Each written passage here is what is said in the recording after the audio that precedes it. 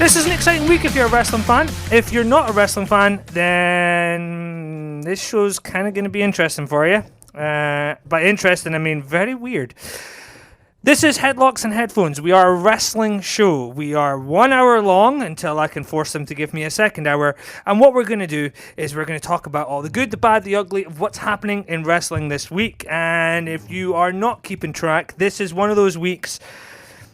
There's quite a lot of good stuff. Raw, SmackDown, NXT. There is a network move for Impact. There is quite a lot of stuff going on.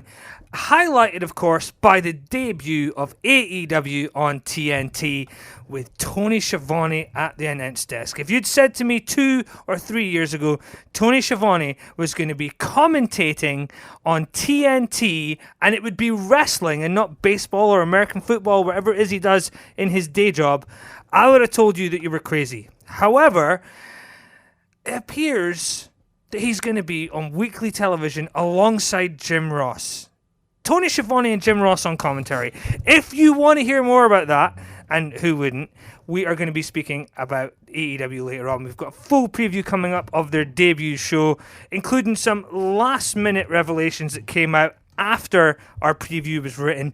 So, stay tuned for what is going to hopefully be the best show we've had in a while, and we get to use a phrase I've never used on this show this year or last year, and that's pyro and ballyhoo. And if you do want to get a song played today, Headlocks and Headphones is our Facebook. You can also reach us on headlocksandheadphones@gmail.com. Particularly handy if you're in class listening to us and you don't want to get caught. Not that I would encourage that kind of thing. Don't be naughty. Although, be naughty. Might as well. It's not like you're here to learn or anything, is it?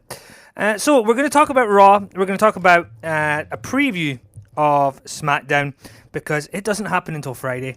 We're going to talk about AEW, which happens tonight, NXT, which happens tonight. We've got some wrestling news coming up as well. Most of the wrestling news, I'm going to be honest, it's pretty much a CM Punk week. I'm not going to be too unhappy about that because I'm a massive fan of CM Punk. However, we do talk about Billy Corgan from the Smashing Pumpkins and the brand new project that he's got. If you're a wrestling fan, you're going to be pretty excited by what he's bringing back to the wrestling world. And a small hint for what it is, he actually is going to be debuting something next Tuesday, I think. Next Tuesday. And it debuts at the traditional 6:05 time slot. And if you still can't work out what that is, then I'm going to tell you in the news section later on. Hold 1. Arm drag. Hold 2, arm bar. Hold 3, the moss-covered, 3-handle family gradunzel. Number 4, arm bar.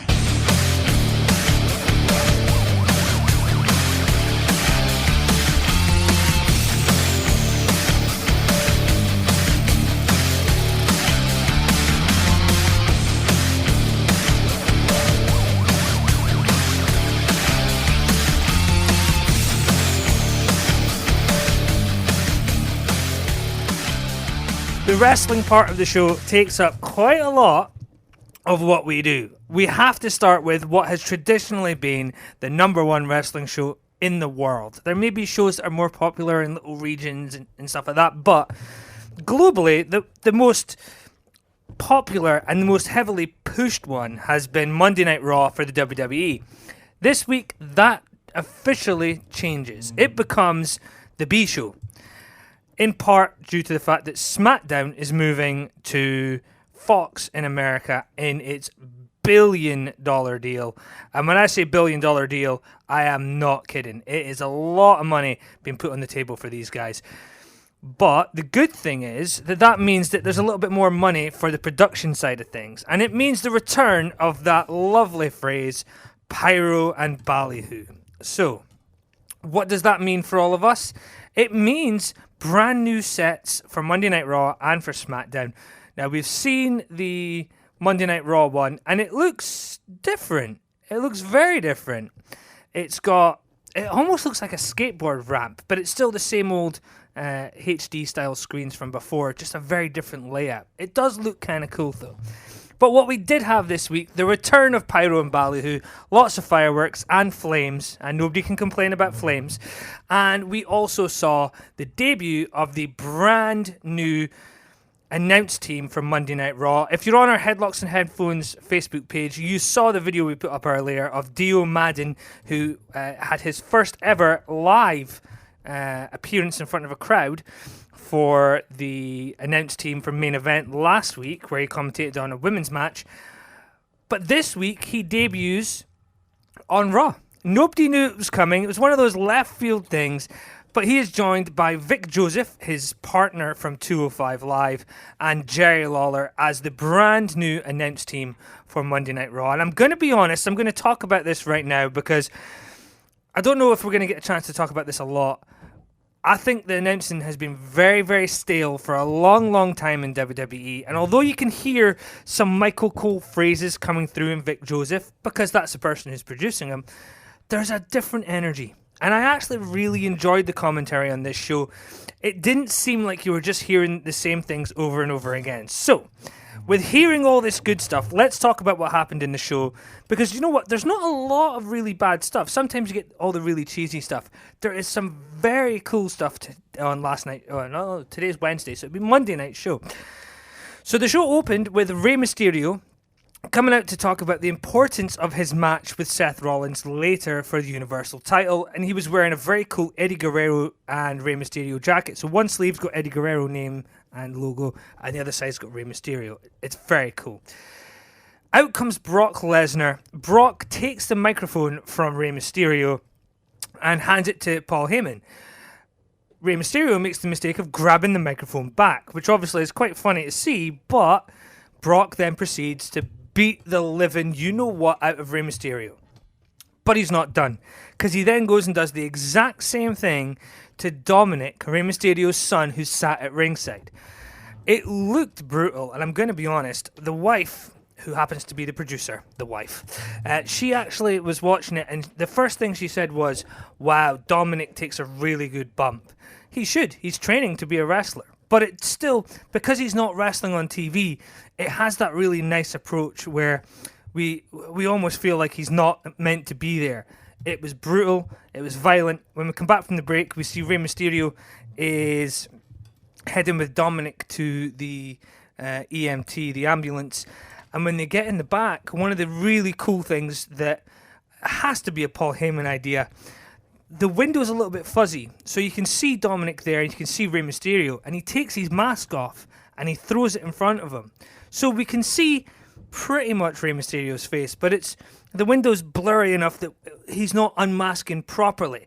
We just get to see how important his son is, that he doesn't care that there may be cameras. I thought that was pretty cool. What we then moved on to was Sasha beating Alexa Bliss with probably the lamest end to a match. She kicked her in the leg and then rolled her up.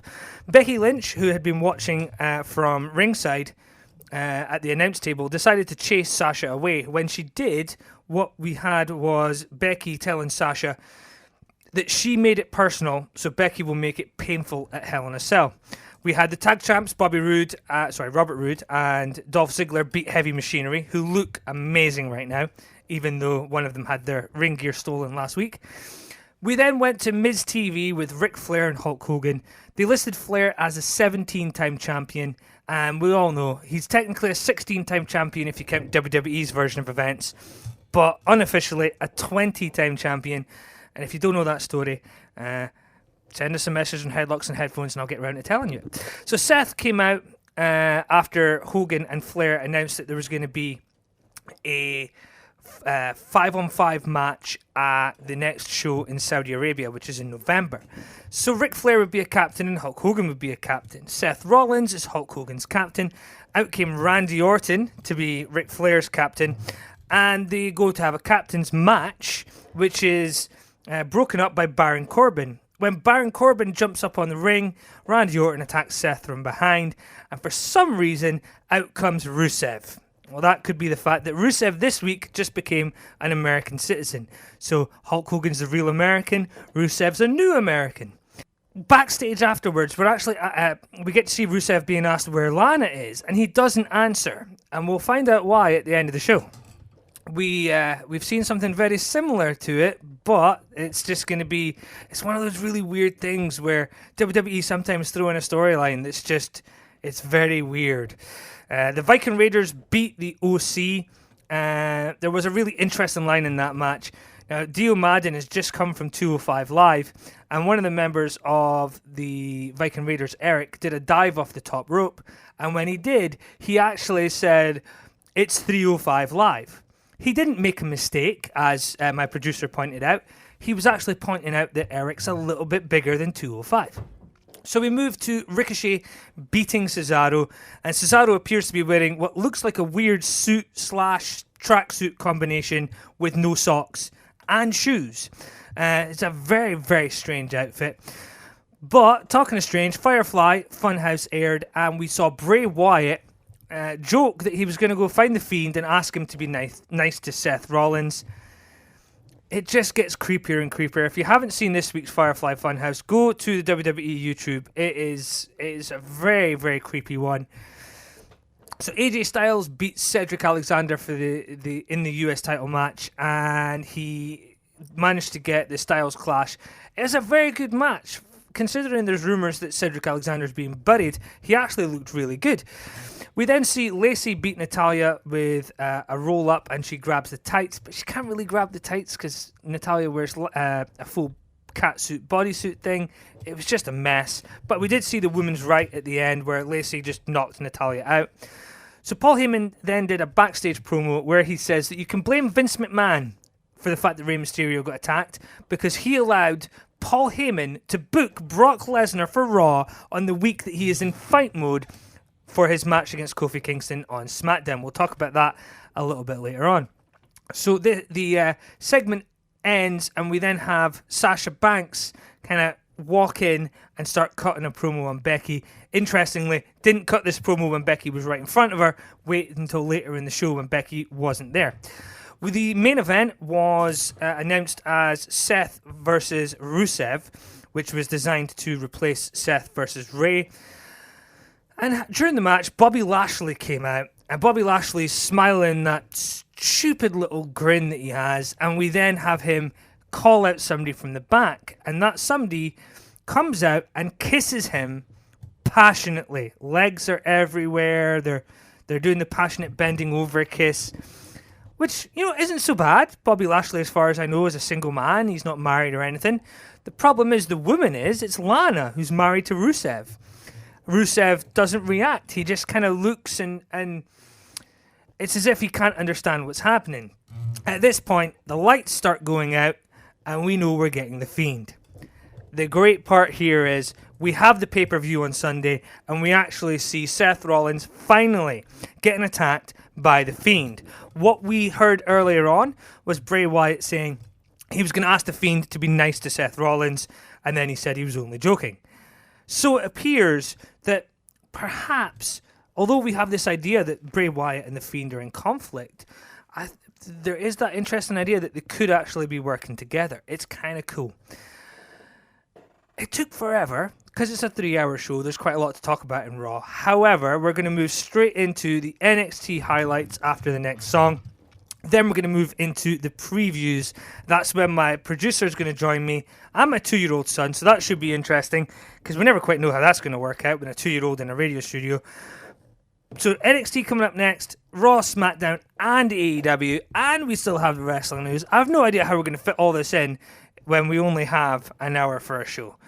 I'm somehow going to have to manage. I hate you. I hate you. I hate your hat. I hate your t-shirts. I hate your wristbands. I hate your shoes. I hate your music. I hate the C Nation. I hate everything that you stand for.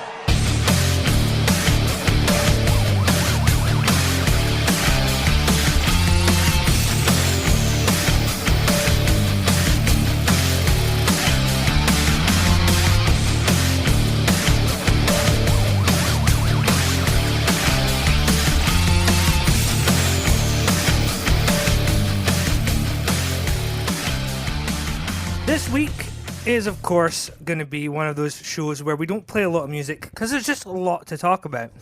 It is, of course, the official debut of NXT on the USA Network. It was on the USA Network for the past 2 weeks. However, it's been a split show, half on the USA Network, then it moves over to the WWE Network, and then the next day, the full 2 hours goes live on the WWE Network. As of this week, though, it's going to be USA only, and then the 2 hours go up on the Thursday. They've done quite a lot over the past few weeks to try and get people interested. They've set up quite a lot for this week's full-time debut on the USA Network. So let's talk about some of the stuff that happened last week and where that puts us for our NXT preview. Okay, so the NXT show from last week had Cameron Grimes beat Raul Mendoza. Last week, the week before, Cameron Grimes actually won a squash match. He won in under 10 seconds. So this shows that Cameron Grimes is actually getting more competitive matches. We saw Rhea Ripley, who is amazing. She's from NXT UK, beat Kaden Carter. Oney Larkin and Danny Burch. Danny Burch used to be the English wrestler Martin Stone. Beat the team Everrise, which includes Matt Martell, who looks like he's going to be a star. Kushida faced off against Imperium in a 3-on-3 match, and he chose Breezango as his tag partners, and they ended up winning. So Kushida and Breezango with a very impressive win. However, Walter did come out at the end, and everybody got beat up, which was kind of cool. Keith Lee beat Dominik Dijakovic, which was two big guys beating each other up as much as they could. It was very cool to watch. And the main event was the street fight we were meant to get the week before, Matt Riddle versus Killian Dane, and there was quite a lot of weapons. They went around the arena. It's in Full Sail in Florida, the university building they've been using for NXT for a while, and it was pretty good. It was one of those, it was quite intense, but it wasn't as gimmicky as some of the WWE street fights have been. Matt Riddle won and became the number one contender. That leads us to this week and the premiere episode on the USA Network. Now, they obviously haven't advertised every match that's going to be happening. So what they've done is they've given us some of the highlights, and I'm going to be honest, I'm very excited by what's coming. Johnny Gargano returns with a match against Shane Thorne, which should be quite good. We then have Undisputed Era defending their tag titles against Street Profits, which again should be one of those really exciting matches. If you saw Raw this week, you'll know the Street Profits actually chanted "We are NXT," not just to promote the NXT show on Wednesday, but because they've never wrestled on Raw yet. They will be wrestling on Raw very soon, but they told everybody on Raw, if you want to see us wrestle, tune in on Wednesday where we go for the tag titles in NXT. Very cool cross-promotion, which I think you're still going to see across all three brands. We then have Shayna Baszler. God, I need to say that properly. Shayna Baszler, she'll kill me if I get it wrong, versus Candice LeRae. Candice LeRae, for anybody who doesn't know, is Johnny Gargano's wife. Not a massive fan of Candice LeRae, so I am definitely rooting for Shayna Baszler in that match.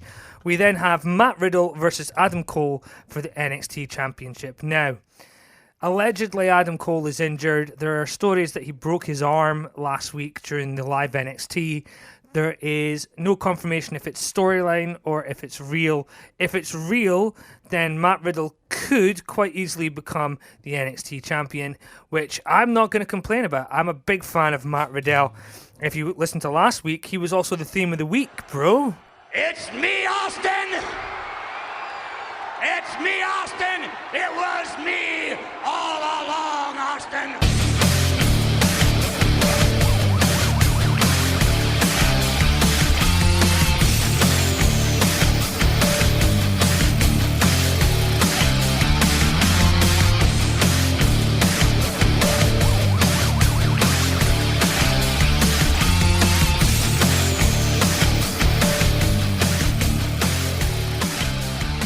Anybody that tuned in for music this week probably going to be sorely disappointed.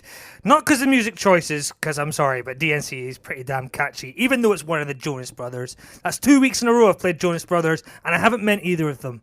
It's not fair. What says you? I'm surprised that they didn't actually make a giant cake for the video. I would have absolutely loved that. There is a giant cake in the video. I know, but it's cardboard. I know, but... Like, can you imagine a giant, massive sponge cake just sat on the beach? Considering they probably spent 14 hours filming the video, I don't think it would end very well. Oh, but it'd be so yummy, though. Okay, so going forward, what we're going to do is we're going to kind of split SmackDown duties. So we're going to watch it together, but we're doing the other stuff a little bit differently. So I'm going to watch NXT, you're going to watch AEW, and we're both going to watch Raw and SmackDown. Sounds like a plan. Right, but SmackDown, we're going to try and talk about together, divisional labor and all that. We're going to make sure I'm not doing it all, you're not doing it all, because we both have a 2-hour show to watch. Plus, I've got all my uni work, and you've got a son, and well, we've got a son. That's a different debate. We'll talk about that later. So what we have is the preview for SmackDown. And I'm going to be honest, I'm not 100% sure how much you know about what's happening on SmackDown this week. So I'm going to tell you, and you're going to tell me if you're excited. That sounds good, because I have no clue. Okay, well, some of the stuff's probably going to be exciting for you. So we have Roman Reigns versus Eric Rowan, which is kind of continuing that feud that stemmed from the Whodunit, which has also accidentally turned Daniel Bryan into a face. And I'm going to be honest, he's better as a face anyway. We then have Kevin Owens versus Shane McMahon in a ladder match. If Shane loses, he is gone. The Four Horsewomen battle it out. It's Becky and Charlotte versus Sasha and Bayley. We have the return of The Rock, which I'm assuming is a one-off, but you never know with The Rock. That could be quite entertaining. And he didn't miss an opportunity. The announcement he made on Twitter ended with, "The tequila is on me," which is not out of nowhere because he launches a new brand of tequila this week. So that's kind of interesting. He's probably going to mention it on SmackDown. That sounds so cool. I mean, when Justin Timberlake came out with his brand of tequila... I don't like tequila, but I'd happily try Justin's tequila. So, what do you think? Are you excited for that? I'm super excited for The Rock coming back. I am a massive Rock fan. He's definitely in my top 5. I have a portrait of him given to me at Christmas, hand-drawn. So, there's an interesting story. So, if you remember, this is in the Staples Center on Friday. The last time they were in the Staples Center, The Rock was there for Raw. And The Rock came out because he was there to film stuff for Fighting With My Family. So, he came out, cut a promo in front of the crowd, and what he did was he responded to show how good wrestlers are. He responded to the fans' chants of CM Punk by saying, "Right, I'll phone him then." And they tried to phone him live on air. And when they phoned, they got his voicemail. So CM Punk got a voicemail from The Rock. And purely circumstantially, CM Punk was in a lift when the phone call came. There was no signal. So his phone rang, he tried to pick it up, and it went straight to voicemail instead. Had he picked up, he would have been live on Raw. That is cool. This is the part that's interesting. CM Punk just did a radio interview on Monday night where he was asked about returning to WWE and all that usual stuff, and the question of The Rock, who had was rumoured for SmackDown, and CM Punk said, well, if The Rock's going to be at SmackDown, he could always try and call me again if he wants. Which I think, if The Rock is on air and he does try and phone CM Punk, that would, A, confirm Punk coming back, because WWE just won't let that happen on Fox. But also kind of feeds into something that's coming in the TMZ section in just a second.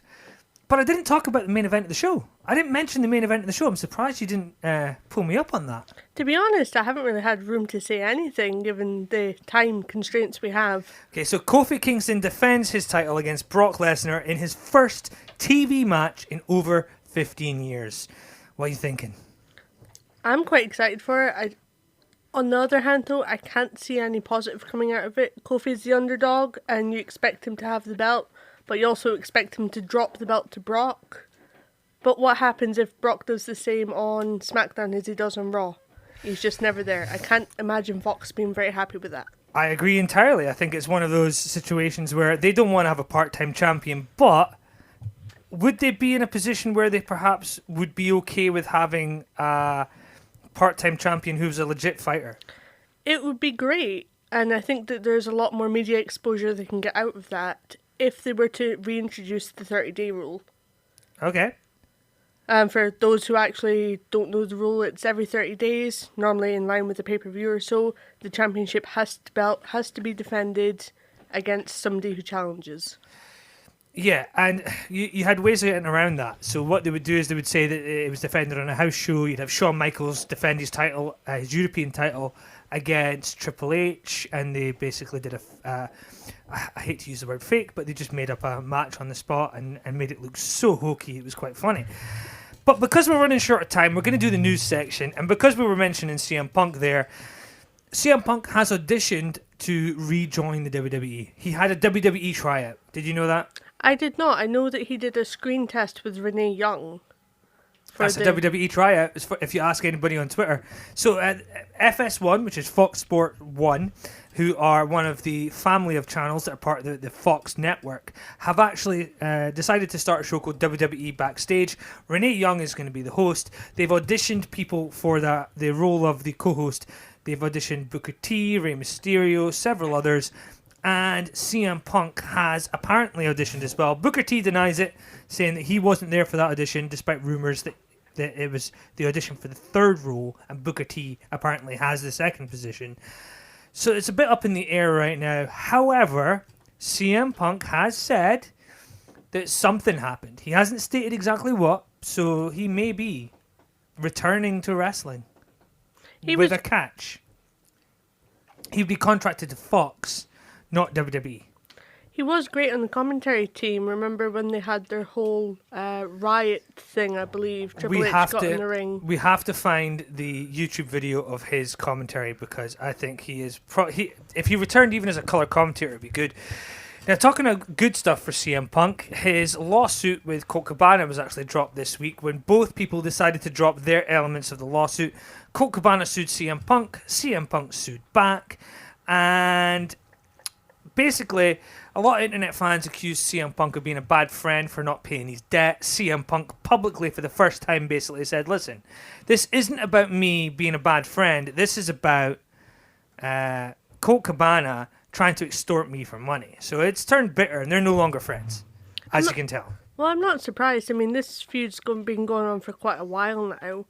But it just seems as though, and I'll preface this by saying I don't know Cabana personally or in any way, so I can't say for sure.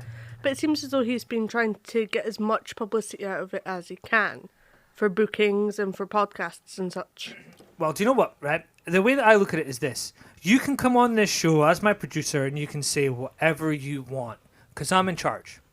And if you say something bad, it's not you that's going to get the naughty email from the manager rapping my knuckles. It's me that's going to get it. So if I do something wrong, I'm the one that gets into trouble because I'm the boss. If the manager is a wrestling fan, get in touch, Headlocks and Headphones. You can come on air, come join us, share opinions. Last year's manager got to come in the studio and see a real wrestling belt. So I'm all up for that. I love doing that stuff. We do have 27 of them, I believe, just now in our house. Of the big ones. We also have some of the smaller ones as well. And we have toy ones. So technically we've got nearly 40 if we count the toy ones. The old Velcro ones that you can put on children. We also our son has a custom wrestling belt as well. Actually, we'll put a picture of that up on the Headlocks and Headphones page as well, just because I still really like that belt that I personally made the design for. So, I mentioned something 6:05 on a Tuesday.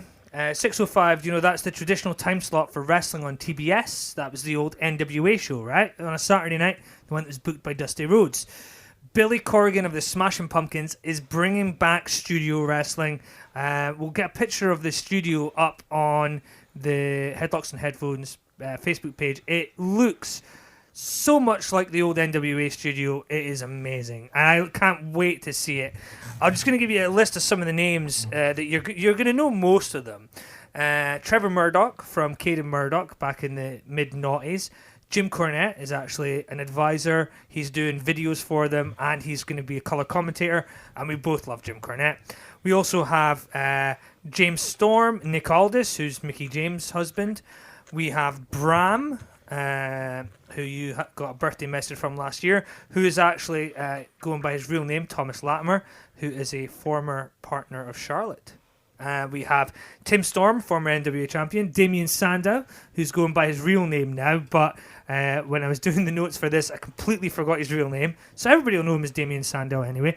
Colt Cabana is part of it, Mr. Anderson, and many others, as they say in traditional wrestling speak. So are you ready to do your AEW preview? Yeah, I looked at it this morning. It sounds very exciting. AEW Dynamite, which is... On the network called TNT, which, come on, that's funny. I know, but it instantly made me think of WCW, Nitro, and then they had their Tuesday show that I can't remember the name of right now. Thunder, there we go. It had themes of that. Do you know when I used to wrestle with friends as a kid, I stole a WCW gimmick and told them it was mine. And I was always in a tag team with somebody else, and we were always called Thunder and Lightning. It was because I was slightly fat, so I was Thunder. And he was smaller, and he was able to do lots of high-fly moves. So I was Thunder, he was Lightning. Sorry, we'll get back to your preview, honestly. Yeah, preview. This probably won't apply to the UK listeners, but it's 8 p.m. East Standard Time, 7 p.m. Central Standard on TNT. We've got Kenny Omega and Young Bucks versus Chris Jericho and the newly announced tag team partners, Santana and Ortiz. You may know them as LAX. They did debut on All Out. Yeah, the guys who defected from Impact just a few weeks ago. Hangman Page versus Pac, which is actually the match I said they should have had weeks ago For the title. For the title. Yeah, it's the one that was meant to happen, but due to the fact that Pac was the champion of a Japanese company, he didn't want to lose at the time, so they had a quick match at an indie show and said that was it instead. The AEW Women's Championship will be an inaugural match between Nyla Rose and Rio. That'll be interesting. Nyla Rose is the transgender wrestler that we spoke about last week. Indeed. It sounds like I'm out of breath just because I just had a drink. I think that this could be one of those things where if it comes off well, it's going to really help their credibility. Absolutely. I think the championship doesn't look that bad either. It just looks like a slightly modified version of the guys one. It's a bit busy, but you definitely know, like, as soon as you look at it, that's the AEW belt, and I think that's really the point. There's two names I'm not familiar with here. Maybe you can help me out a little bit. Brandon Cutler versus Maxwell Jacob Friedman, also known as MJF. Yeah, Brandon Cutler is... I believe he's a guy who's really good. I've seen a couple of his matches on YouTube. MJF's the one to watch there, though. Yeah. I will keep an eye out and I will let you know what I think on next week's show, 1 p.m. and 2 p.m. live. You've got Cody Rhodes versus Sammy Guevara. Yeah, Sammy Guevara is basically an indie darling, but he's very good. And the fact that Cody's going in against him in the first show, it seems like they're giving Cody a jobber match, but it could be one of those 1, 2, 3 kid moments where they turn Sammy into a big star. Well, I've read that they're actually opening the show with this match. So Which is... They clearly rate Sammy Guevara if they're doing that then, because what they're thinking is, if we were to go down the route of not opening the show with this, if we were to open with... I mean, I think the main event has to be the 6-man match. Yeah, that's exactly what the plan is, I believe. I personally think that if they didn't go with this, they would have to go with the MJF match, establish a big star in the first match. But this makes a lot of sense. Even if Sammy Guevara doesn't win, he can still come across as a future talent. And that... The fact that Cody's giving him the platform, I think, is a great sign of respect. And I think that's a lot of what the AEW guys will actually benefit from, is the fact that most of them have never been on TV. And if they've never been on TV, this is going to be huge for them. And the thing that I'm actually most excited about in the AEW preview, oddly enough, is Jon Moxley will be appearing live since he last showed up on a pay-per-view. This is interesting because there is a couple of rumours floating around. Jon Moxley might not be cleared to wrestle. So he either is going to be in the Stone Cold role, where he's going to be on TV every week, but he's just going to be causing carnage, which works. Or he is returning to wrestle, and he is going to take somebody out and set up an angle. Because the Kenny Omega angle that is happening on Being the Elite just now, have you seen any of that? I have not. I probably should, given I'm the one doing AEW. Well, we'll watch it when we get home, and I'll show you. So basically, he's having a mental breakdown because he's not winning very many matches, and it's meant to be kind of the breaking down of the Kenny Omega character. And they're harking back to the idea when Stone Cold wasn't quite the same Stone Cold, and Vince McMahon took him to one side on air and said, we need the old Stone Cold back. That's what the WWF needs to build ourselves back up. I think they're going down that route of trying to use Kenny Omega as we need the old Kenny Omega. We need the New Japan version, the one that is the cleaner. Is this a bit like Shawn Michaels losing his smile? Yeah, Kenny Omega's losing his smile and attacking NXT talents for some reason. But I suppose it gets attention. It gets eyes on the product. And yet this is still the company that don't want to be the same as WWE. They want to be fresh. They want to be new. They're not going to hark back to tried and tested means of getting cheap pops. Well, they have just taken Kevin Sullivan from Impact. Not the Kevin Sullivan that you know, brother, but the Kevin Sullivan who is the television production guy. He's the one who has overseen what has been... The product in Impact has not been the greatest recently, especially Sami Callihan and Dave and Jake Christ, who I have personally spoke to about how much I think they are very capable in the ring, but they're just dangerous, and it hurts people, and it doesn't help a TV product like Impact if Eddie Edwards is off TV for 4 weeks. Because if he's ill for 2 weeks, he misses an entire TV taping. So he's off air for 4 weeks. If he is ill for 5 weeks, he's off air for 2 months. Sometimes more, because sometimes Impact film over 3-4 days and they film 3 months worth of TV. So if somebody gets injured at the hands of Sami or Dave or Jake Christ, then they're off TV for 3 months. And they maybe only miss a couple of weeks. Well, we can only hope that AEW look after their staff and their talent a bit better than any other promotion that has been in the news recently. I'm going to be honest, and for all the things that we've joked about in terms of AEW, and I'm not a massive fan of Darby Allin, Orange Cassidy, Dark Order, which is basically Super Smash Brothers from Ring of Honor, and they are using cheap looking costumes for the guys that come down the ring with them that just look like putties from Power Rangers. And that's the thing that kind of intrigues me, is they're coming across as an indie company that just makes the company look poor in my eyes, particularly when there's billions riding on this. What for me is quite interesting, you're talking about looking after the wrestlers. AEW have actually hired one of the better doctors out there. I'm just trying to double check his name, because he is the person who actually saved Jerry Lawler when he had a heart attack in 2012. His name's Dr. Michael Sampson. And WWE never fired him. He basically served his time and then went on to his own medical practice. But Dr. Michael Sampson is the medical director for AEW, the head physician, if you will, and he appears to be looking after the talent quite well.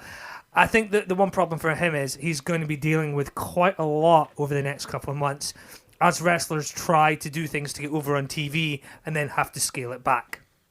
So are you looking forward to it, at least?